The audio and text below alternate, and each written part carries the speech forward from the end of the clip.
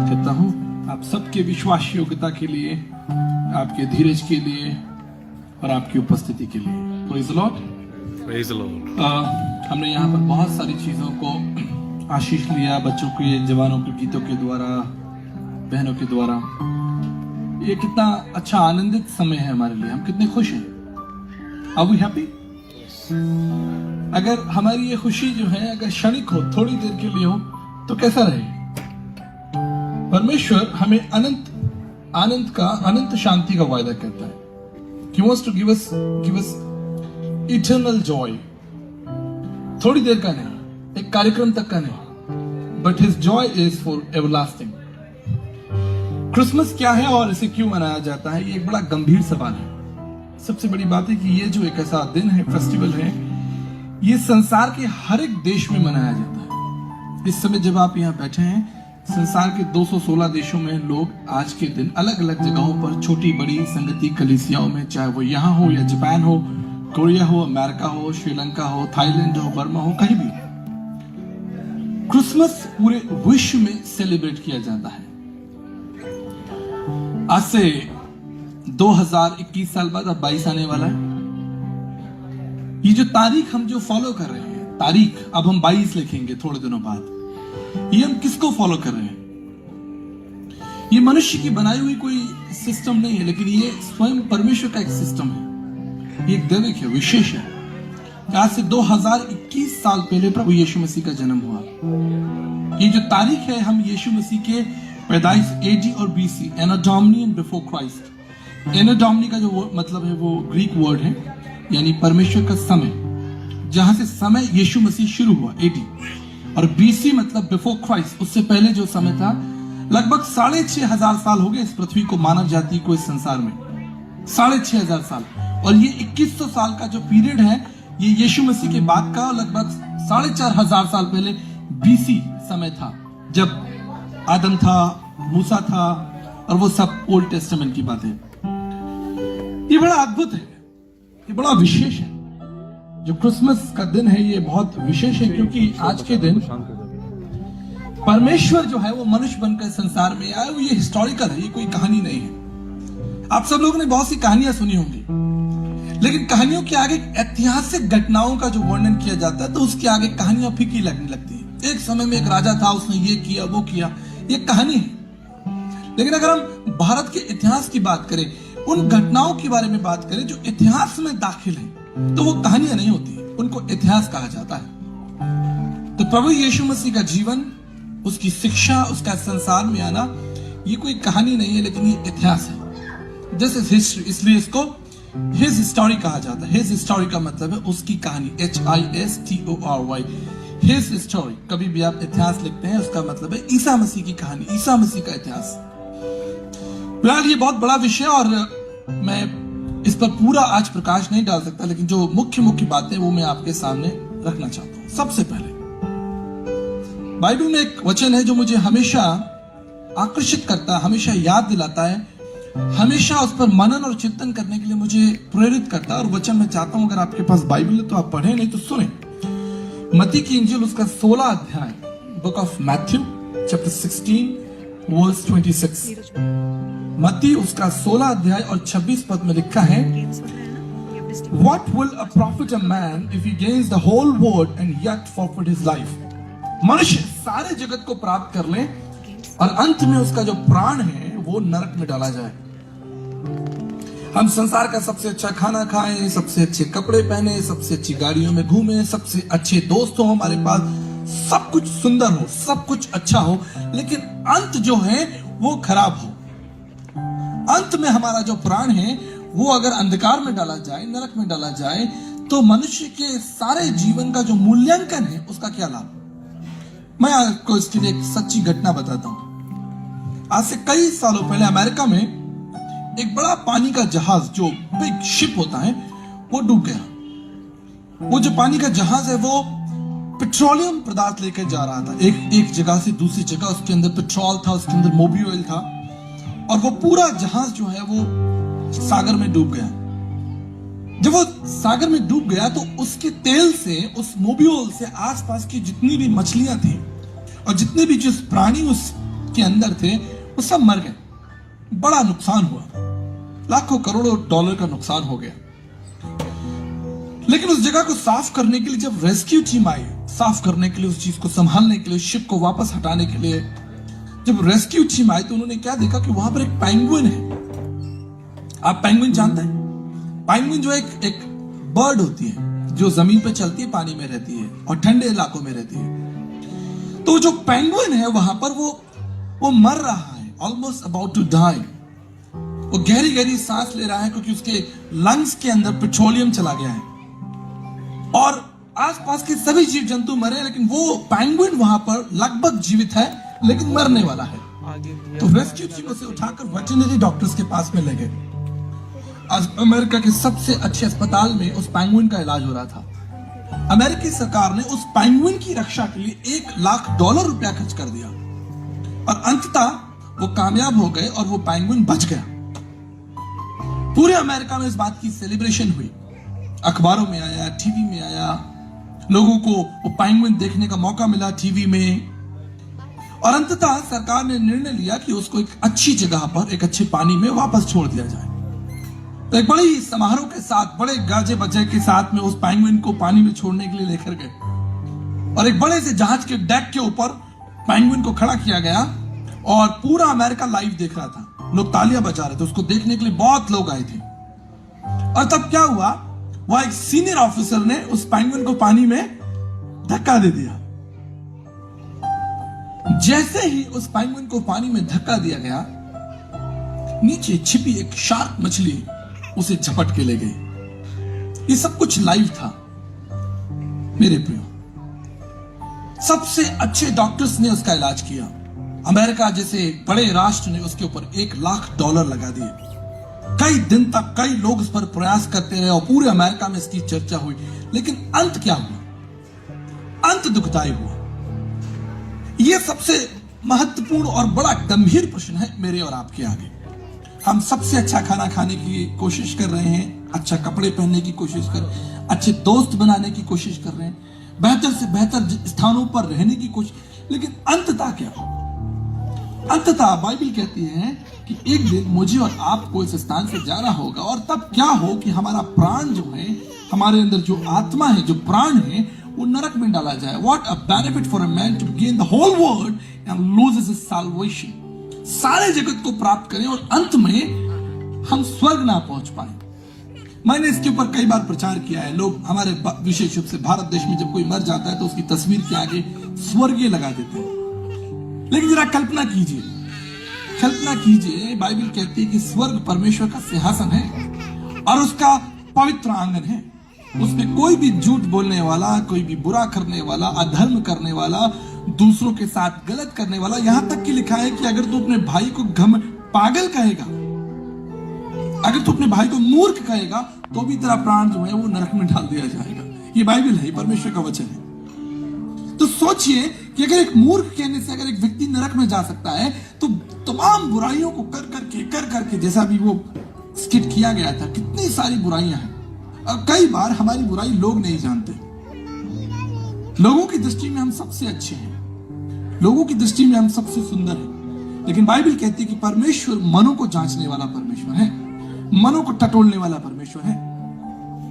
हमने उस स्किट के द्वारा बड़ी सुंदर तरीके से देखा कि कैसे यीशु मसीह जो है उस व्यक्ति को बचाने के लिए आए, कैसे और आवश्यकता क्या थी। अगर आप पवित्र शास्त्र बाइबल ध्यान से पढ़ें तो आप उत्पत्ति की पुस्तक में एक चीज देखेंगे कि जब परमेश्वर ने मनुष्य को बनाया, उन्हें आशीष दी, उनको अदन की वाटिका में रखा, उनसे प्यार किया, लेकिन तब क्या हुआ? अदन की वाटिका में आदम और हव्वा ने पाप किया और पाप की वजह से आदम और हव्वा का परमेश्वर के साथ जो संबंध था टूट गया। पाप आज भी यही कर रहा है। पाप के द्वारा परिवार टूटते हैं, पाप के द्वारा समाज टूटते हैं, पाप के द्वारा राष्ट्र टूट जाता है, पाप के द्वारा एक भाई से अलग हो जाता है, पति पत्नी अलग हो जाते हैं। हमारे जयपुर शहर के अंदर ही लगभग 40,000 डिवोर्स केसेस पेंडिंग चल रहे हैं। और जो कुछ आप जेलों में देख रहे हैं, कोर्ट कचहरी में देख रहे हैं, जो कुछ आप देख रहे हैं, लोग लोगों को मार रहे हैं, सता रहे हैं, जमीनें लूट रहे हैं, एक दूसरे के साथ अत्याचार कर रहे हैं, ये सब कुछ परमेश्वर की दृष्टि में पाप है। इस सब कुछ पर, और एक छोटा सा पाप जो है वो आपके प्राण, मेरे प्राण को उस नरक में डालने के लिए काफी है। मुझे घटना याद आती है, अमेरिका ने एक सैटेलाइट लॉन्च की नासा के द्वारा 1982 में, और लगभग 20 करोड़ लगाकर वो सैटेलाइट आसमान में जब छोड़ी गई तो वो लगभग 73 सेकंड तक वो सैटेलाइट हवा में गई और उसके बाद एक बड़ा ब्लास्ट हो गया। 20 करोड़ रुपए खत्म हो गए 73 सेकंड में। उसके बाद नासा की टीम बैठी, उन्होंने देखा कि हुआ क्या। हमने तो अपना सबसे अच्छा काम किया था, सबसे सुंदर, ताकतवर और अच्छी सैटेलाइट छोड़ी थी, केवल 73 सेकंड में। तब पता किया गया कि उसका जो गैस चेंबर था उसके बाहर एक सील लगी थी रबड़ की, और उसके अंदर एक छोटा सा कट था जिसकी वजह से जो गैस थी वो बैकफायर हो गई और पूरा जो यान था, जो सैटेलाइट थी, वो जलकर खाक हो गई। One small sin is enough for us to take us into the hell, which is what Bible says. Bible कहती है, मैं नहीं कह रहा हूं। तब होगा क्या? तब समस्या का समाधान क्या होगा? ये जो सारी समस्या हम सुन रहे हैं, पहले समस्याओं को समझिए और फिर हम उसके समाधान के बारे में बात करेंगे। जब हम डॉक्टर के पास जाते हैं, हमारे बीच में यहाँ डॉक्टर साहब बैठे हुए हैं, जब आप जाते हैं तो आप पहले अपनी समस्या बताते हैं कि दिस इज अ प्रॉब्लम, और तब उस पर मूल्यांकन करते हैं और उसके लिए एक उपाय ढूंढते हैं जो सबसे अच्छा और सरल हो। आज मानव जाति के सामने जो सबसे बड़ी समस्या है वो पाप है, और इस पाप का मनुष्य के पास में कोई समाधान नहीं। अगर होता तो हमारे शहरों में जेल नहीं होती, कोर्ट कचहरी नहीं होते, मारधाड़ नहीं होती, अखबार उठा के पढ़िए। अर्थात मनुष्य के पास इसका कोई प्रयास नहीं है, मनुष्य इसमें कुछ नहीं कर सकता। We need a divine help, हमें परमेश्वर की हेल्प की, सहायता की आवश्यकता है। इसलिए बाइबल में लिखा है कि जब तू प्रार्थना करे तो मैं तेरी प्रार्थनाओं की ओर क्या करूंगा? कान लगाऊंगा। और हम जानते हैं कि जब अदन की वाटिका में परमेश्वर ने आदम हवा को रखा, उसको बनाया, उसको आशीष दी, और आप जानते हैं कि परमेश्वर को उन्हें अदन की वाटिका से निकालना पड़ा। क्यों? क्योंकि परमेश्वर पवित्र है और कोई भी अपवित्र, झूठ, बुराई परमेश्वर के सामने खड़ी नहीं रह सकती। अंततः अदन की वाटिका से आदम और हव्वा को निकलना पड़ा। मेरे प्रियो, ध्यान से सुनिएगा, कहानी यहां खत्म हो जानी चाहिए थी, ये घटना यहां खत्म हो जानी थी। परमेश्वर ने मनुष्य को बनाया, उन्हें आशीष दी, एक दिन पाप आया, परमेश्वर ने उन्हें अदन की वाटिका से निकाल दिया। यहां पर फुल स्टॉप होना चाहिए था, लेकिन फुल स्टॉप नहीं हुआ।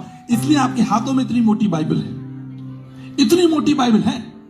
परमेश्वर ने उनको निकाल तो दिया, लेकिन फिर भी परमेश्वर उनके बारे में सोचता रहा व्हाट टू डू। इसलिए परमेश्वर के एक दास ने प्रचार किया कि मनुष्य परमेश्वर के बगैर नहीं रह सकता। इस प्रचार को मैं पूरा कर दूं कि अगर मनुष्य परमेश्वर के बगैर नहीं रह सकता तो परमेश्वर भी मनुष्य के बगैर नहीं रह सकता। इसलिए आपके हाथों में ये मोटी बाइबल है। सब कुछ परमेश्वर करता रहा, उन्हें संभालने के लिए, उन्हें बचाने के लिए, उन्हें निकालने के लिए। इतिहास है ये इतिहास है कि परमेश्वर किस तरह से उन लोगों की रक्षा करता रहा और उन्हें संभालता रहा, उनके लिए उपाय निकालता रहा। और आज भी वही परमेश्वर मनुष्य की सबसे बड़ी समस्या का उपाय निकालने में सामर्थ्य है और विश्वास योग्य। मेरे प्रियो, आप जानते हैं क्यों परमेश्वर आपके पीछे क्यों पड़ा है? उसने आपको छोड़ क्यों नहीं दिया?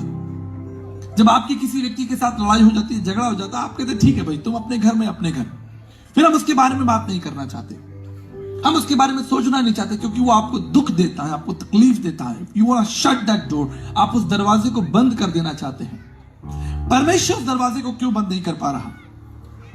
परमेश्वर उस दरवाजे को क्यों नहीं बंद कर पा रहा? इसके पीछे बड़ा गंभीर विचार है। आप जानते हैं क्यों? क्योंकि बाइबल कहती है, उत्पत्ति की पुस्तक उसका पहला अध्याय 24 पद में, क्योंकि आपके अंदर परमेश्वर का आत्मा है, आपके अंदर परमेश्वर का जो स्वरूप है आपके अंदर है।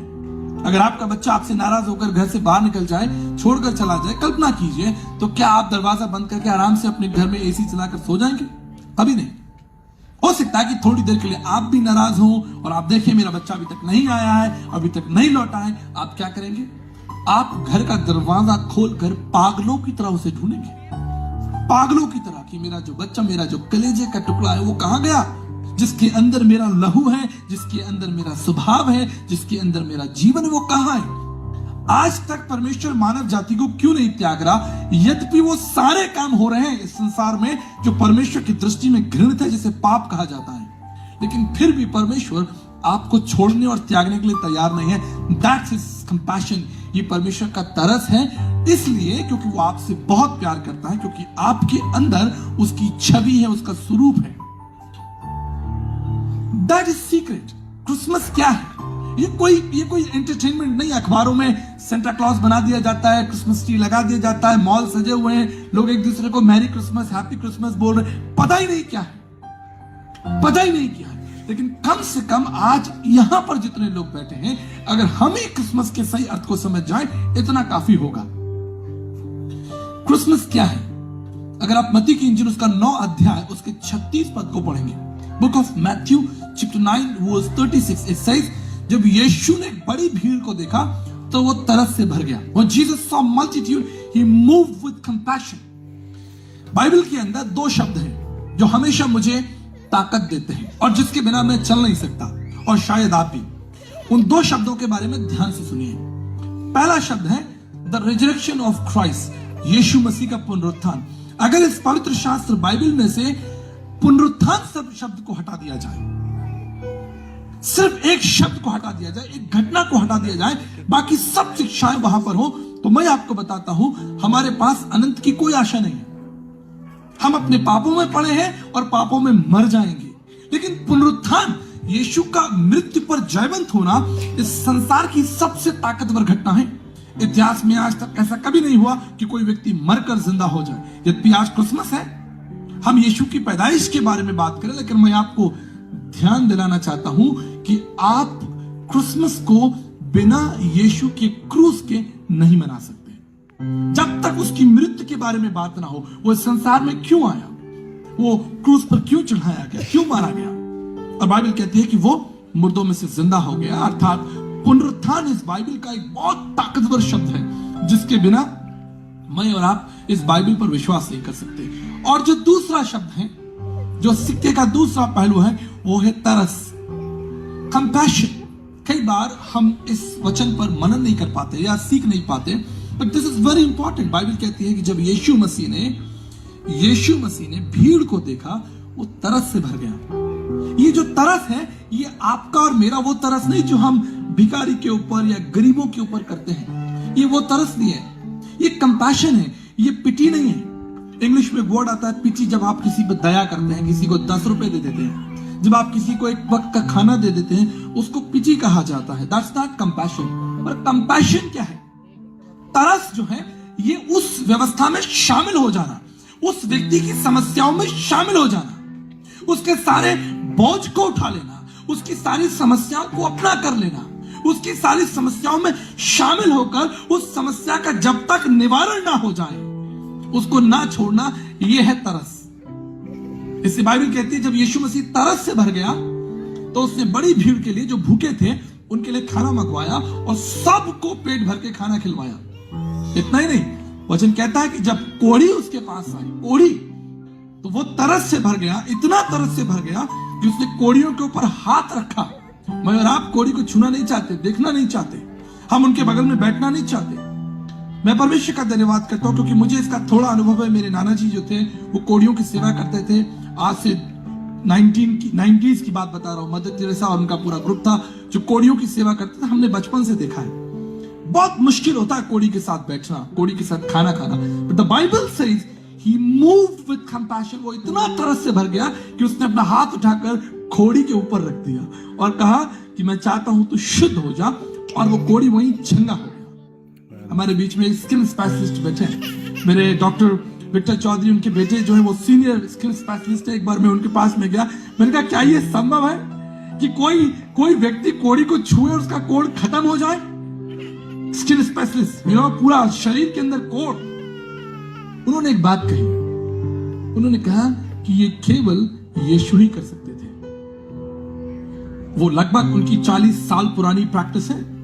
ये मनुष्य से नहीं हो सकता, ये मनुष्य से नहीं हो सकता। ये क्यों हुआ? क्योंकि यीशु मसीह तरस से भर गया। He moved with compassion। जब वो तरस से भरता है तब मेरे और आपके लिए समाधान पैदा होता है। एक अवसर पैदा होता है।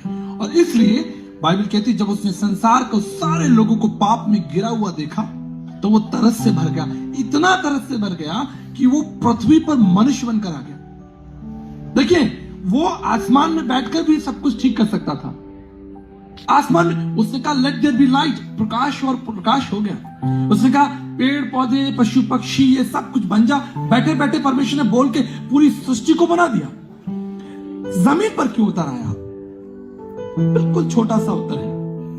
अगर आप किसी से प्रेम करते हैं और बहुत प्रेम करते हैं, बहुत प्रेम, अथाह प्रेम, और व्यक्ति किसी संकट में हो, किसी दुख में हो, पीड़ा में हो, आप क्या करेंगे? एक व्हाट्सएप कर देंगे, एक कॉल करके उसको तसल्ली देंगे, या आप उस स्थान पर जाना चुनेंगे और उसकी समस्या में खड़े हो जाएंगे तब तक जब तक वो समस्या का निवारण ना हो जाए। दैट्स कंपैशन, जब आप तरस से भरते हैं। सन 2010 में चिली एक देश है जो साउथ अमेरिका के अंदर है। साउथ अमेरिका में एक देश है चिली। वहां एक बहुत बड़ी माइन समझते हैं आप, जो नीचे बहुत गहरा गड्ढा खोदकर सुरंग बनाकर लोग जाते हैं और वहां से पेट्रोल निकालते हैं, वहां से सोना निकालते हैं, डायमंड, उसको माइनिंग कहते हैं। और वो जो माइनिंग थी वो बहुत गहरी थी। उसमें 2300 फीट उतरकर ऐसे ट्रक जाते थे, गाड़ियां जाती थी, उसमें लेबर जाती थी 2300 फीट जमीन के अंदर। और वो लगभग 100 साल पुरानी माइन थी। वहां से डायमंड निकलते थे, वहां से दूसरे अच्छे प्रेशियस स्टोन निकलते थे। एक दिन उस माइन में एक दुर्घटना हो गई। एक बड़ा सा पत्थर, एक चट्टान वो उस स्थान पर गिर गया और वो माइन बंद हो गई। उसके अंदर लगभग 39 वर्कर माइन के अंदर 23,000 फीट पर फंस गए। अब उन लोगों का वापस आने का कोई रास्ता नहीं था। चिली सरकार ने अपनी आर्मी लगा दी। सब प्रकार की बड़ी मशीन्स को ले आया गया कि कैसे उन 39 लोगों को 23,300 फीट से बाहर निकाला जाए। कोई उपाय नहीं था। सब निराश हो गए, सभी लोग गिव अप कर दिए। लेकिन उन 39 लोगों में से एक व्यक्ति, जिसके पिताजी उसी माइन में एक रिटायर्ड ऑफिसर थे, जब उनको पता चला कि इस तरीके से माइन दस गई है, वो उस स्थान पर पहुंचे। तब जब आर्मी ने अपने हाथ खड़े कर दिए, तब जब चिली गवर्नमेंट ने अपने हाथ खड़े कर दिए, और लोग बस इंतजार कर रहे थे कि अब कुछ नहीं हो सकता। पूरा देश इस घटना से कांप रहा था। चिली देश के अंदर ये बहुत बड़ी घटना थी कि 39 लोग जमीन के अंदर फंसे हैं और उनको निकालने का हमारे पास कोई उपाय नहीं।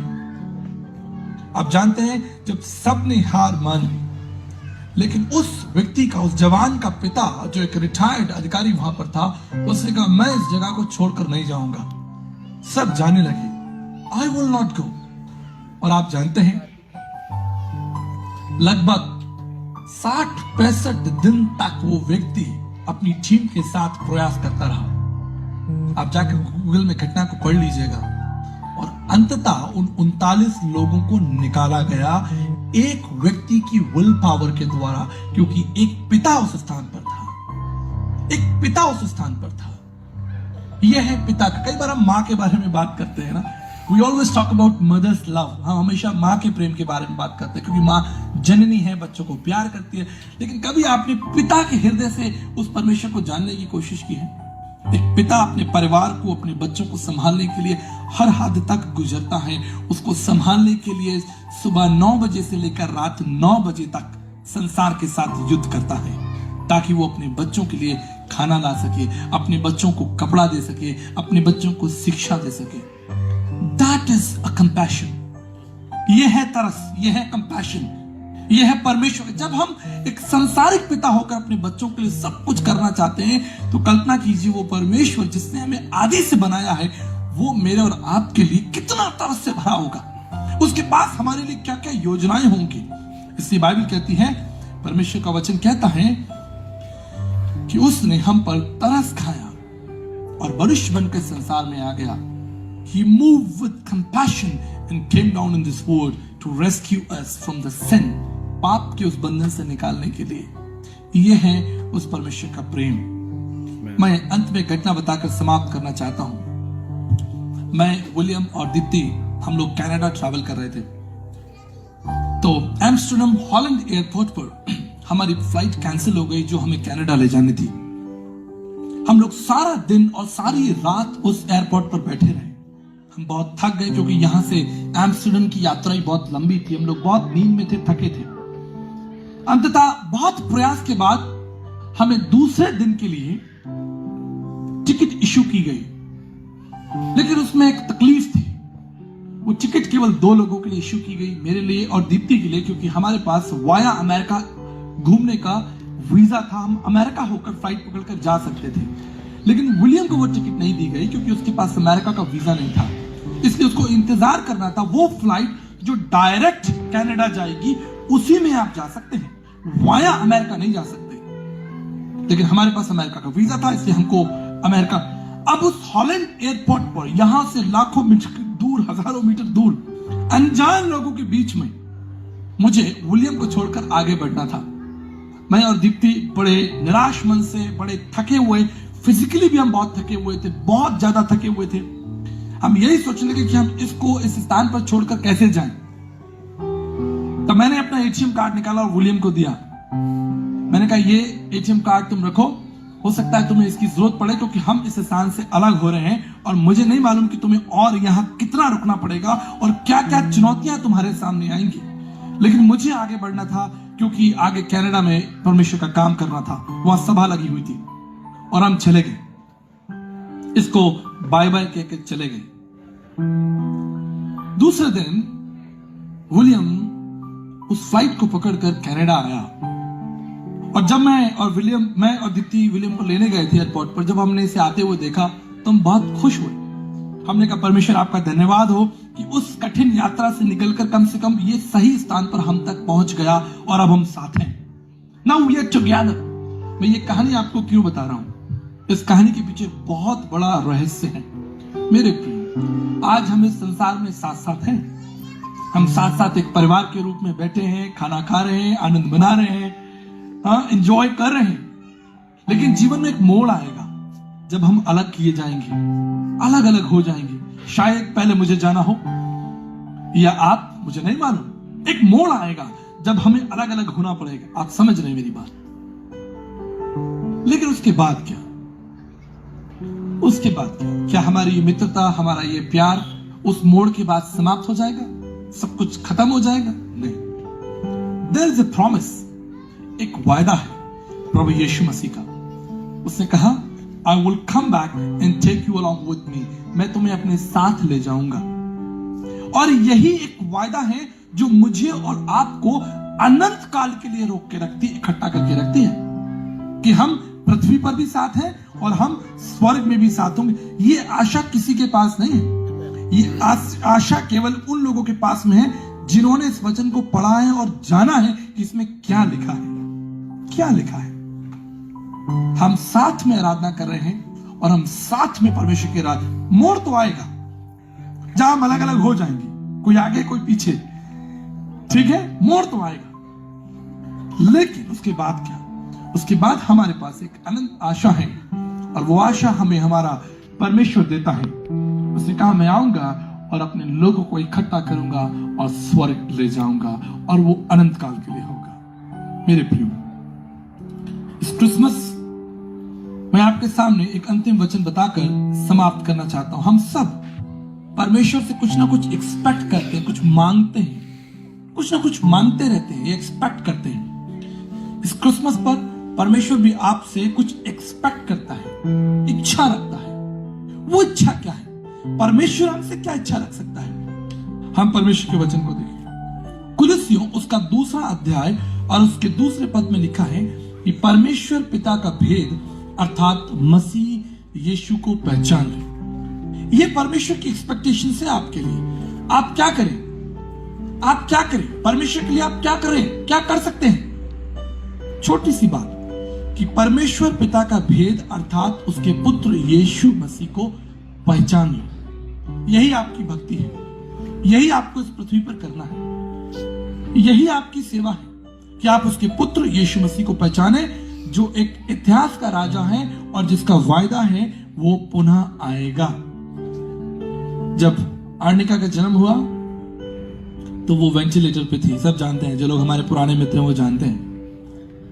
तो जब वो वेंटिलेटर पे थी तो उसके चारों तरफ ऑक्सीजन और वायर और इधर से उधर से सब तरफ से वो नर्सरी में रखी हुई थी।